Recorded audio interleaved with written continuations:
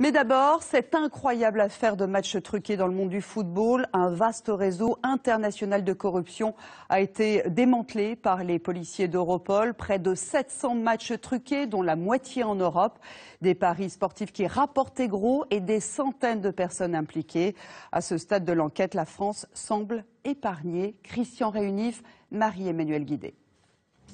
Pendant 18 mois, les limiers d'Europol ont enquêté dans le monde du football. Un travail de titan. En Europe, en Asie, en Afrique, des milliers de paris en ligne ont été analysés, décortiqués.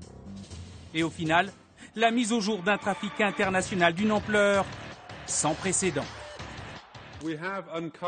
Nous avons découvert un réseau criminel de grande envergure impliqué dans de nombreux matchs truqués.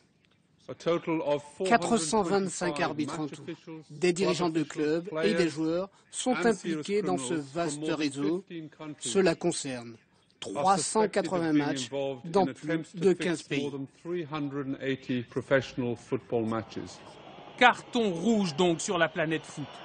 Ce trafic aurait généré 8 millions d'euros de profit. Les cyberpoliciers en sont convaincus, les paris sportifs sont à l'origine de ces trafics.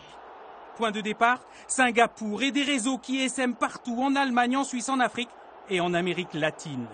Il est tout à fait possible, envisageable et à craindre qu'un club français ou qu'un match en France puisse un jour être concerné par ce type d'affaires.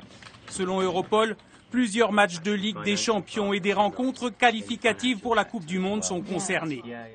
Le football est gangréné. Mais ce n'est pas la première fois. Sauf que désormais, c'est l'Europe qui prend à bras le corps le dossier des matchs truqués, comme ici, lors de cette opération en Hongrie l'année dernière. Europol parle de 300 autres matchs truqués à travers le monde. Les paris sportifs représentent plus de 2 milliards d'euros de mise par jour.